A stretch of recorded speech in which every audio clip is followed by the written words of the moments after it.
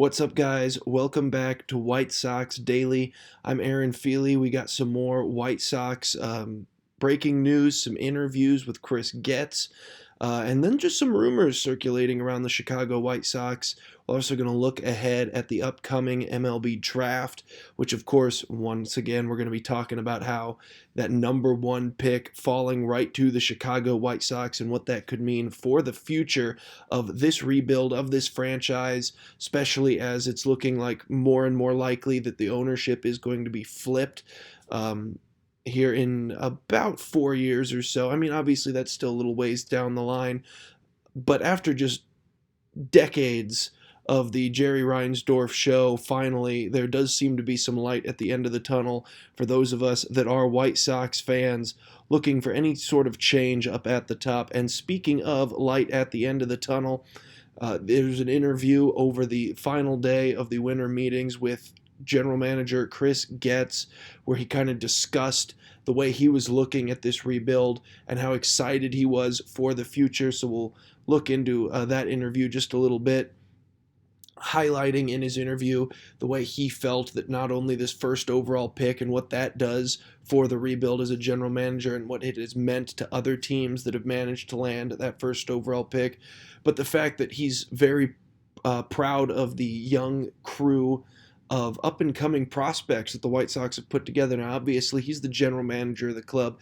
He's going to paint with a positive stroke. We all know that. But some of these are real solid points, obviously talking about the guys that have already come up, made their debuts, Shane Smith, Colson Montgomery, guys like that. But then, other guys coming up, they've obviously got the two catchers as well. You look to the future with this outfield, Braden Montgomery, one of the top prospects in all of baseball. You get him from the Boston Red Sox. And a lot of pitching talent still down there. They just took a shortstop last year with their first round pick, likely to take another one this year in more than likely Rock Chalosky. There's a couple of options, though, you could go down if you want to play some other games, maybe fiddle around with some other positions. Rock obviously looking like the lock at the moment for that top pick, but there are a lot of different paths they could go down here.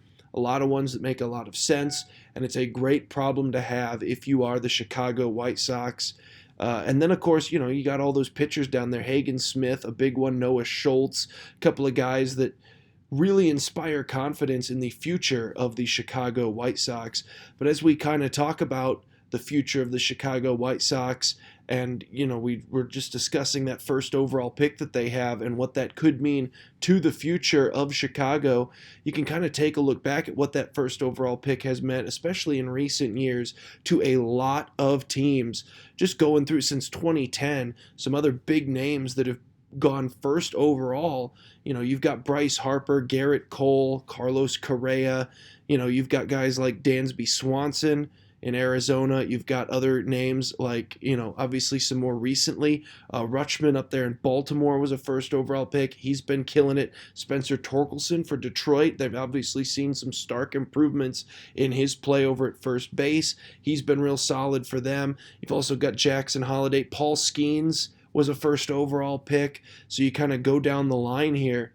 And the White Sox haven't had a crack at getting one of those premier, top-of-the-line, generational type. That word has been overused just a little bit because obviously it should mean once in a generation of players. But now it just means super, super good. So we're just throwing it around too. If everyone else is, I don't feel too terrible about doing it either.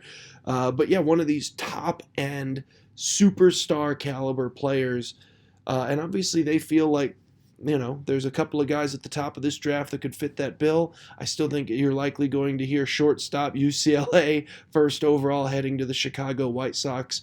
And you hope that he ends up as one of these type of players down the road as Chicago continues to build, continues to add to a very young core, which is very exciting as well, is just how young this White Sox squad really is looking toward the future. Most of the guys that should be on this ball club in 2029 when ownership flips over, I think are already in the ball club right now. A lot of the guys that you're going to see as the core of this team down the line in 3-4 years, probably already in the system, either on the major league roster or are already down in the minors for Chicago. And I think that's really exciting. the team is built to last once they start getting some of these prospects up to the major league level.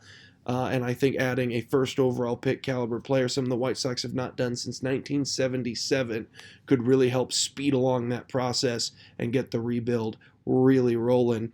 But as far as the short term right now, we're hearing interesting things coming out of that final day of the winter meeting, an interview with Will Venable hinting at a possible return of Mike Tauchman, who we kind of discussed in previous videos. It was rather shocking to see him get non-tendered by Chicago earlier on in the year, a guy that really endeared himself to White Sox fans this season, played well above expectations, and a guy that, obviously we had been platooning in those corner outfield spots for a while and kind of solidified a nice right field spot for Chicago. A guy that was hitting at the top of the lineup for a good chunk of the season, non-tendered veteran player, and they just let him walk. But now, obviously, still hasn't been signed anywhere. There was strong interest from the Kansas City Royals. Tauchman is a Chicago area native. He grew up around the Chicago area. But when asked about it, Will Venable's exact comments were, speaking of, what they were going to do about, the corner outfield, any depth in the outfield going into 2026, and he said, "We lost Tauchman for the time being, but we just have some moves to still be made and look forward to seeing how it all rounds out." The key word in that quote there that everyone's kind of focusing on is "for the time being," which is a fairly interesting way to phrase that if Tauchman was just gone for good. Obviously, in a situation where you've just let a guy go and, adios, see you later, usually you're not going to add in a, for right now he's good. I mean, that kind of sounds like you're open to a potential return. I'm sure Will Venable is. Is there any information he's providing us there from the top down as to whether or not the Chicago White Sox as a ball club have interest in bringing Tauchman back? I think the fans definitely would.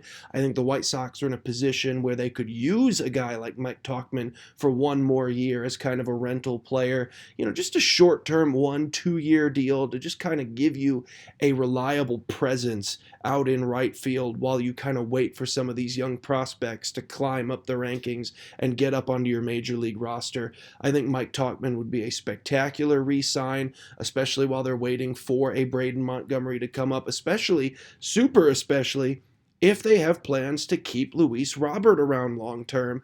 I think Mike Tauchman would be the perfect guy to just sit there for 2 years in right field, and that is the Braden Montgomery stopgap. He can take either Benintendi's spot or Tauchman's spot, and then you're obviously going to wait for some more of these outfield prospects to come up. Wolkoff would obviously also be a guy that we'd really like to see in a few years.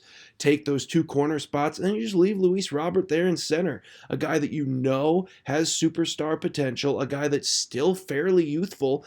Obviously, by the time you're competing, he'll be a veteran, but he'll be on the younger side of those veteran players in the 30s area of his career, a guy that will still have a few years left at that point. And I think that's well worth it, to be honest. I still think you can get quality play out of Luis Robert by the time the White Sox are competing, and I'd rather just keep him around. We're living in an era at this point where athletes are playing longer and longer into their careers. Luis Robert probably going to be in his early 30s when this team is ready to compete. And I think that there is still plenty of baseball left in him at that point, especially a guy like Luis Robert, who's just such a freak athlete, stays in phenomenal shape. I think he's a guy that takes good care of his body. Obviously, the injuries are a risk, but I don't think the athleticism falling off a cliff is really the risk that you're looking at with him that you'd normally look at with guys as they get into their 30s. But we're going to move right on along now. As we're speaking of Braden Montgomery and all the stuff that comes along with that, we got a quote from Chris Getz on that idea of, how soon would it be for Braden Montgomery, and this might be why they're kicking the tires on a Mike Tauchman return. Braden Montgomery will not be on the opening day starting lineup. Chris Getz point blank said it. Hey, we love Braden Montgomery. We think he has emerged as a really high-quality, top-end prospect, not just in our system, but across all of baseball. But it's not going to be opening day. Foot down, clear as day. He said, yeah, that's slow your roll, not quite going to happen, but there is still the possibility he makes his debut in 2026. But Chris Getz being absolutely adamant um, that it's just not going to be happening out of spring training for that opening day game should throw a little cold water on the idea. Um, Maybe still 2026, quite possibly. We'd all love to see it if he's able to mature to that level with his play by this year, but I think there's a little bit less optimism of it being quite that fast, with the door kind of slammed shut on an opening day call up. But yeah, that's the news for today. That's the interview with Chris Getz and the finale of the winter meetings. We'll see you guys again next week. Let us know how you feel about the first overall pick. Who do you think the White Sox are going to be taking there? Down in the comment section below. Would you welcome a Mike Tauchman return? Let's hear it in the comment section, and see you guys next week.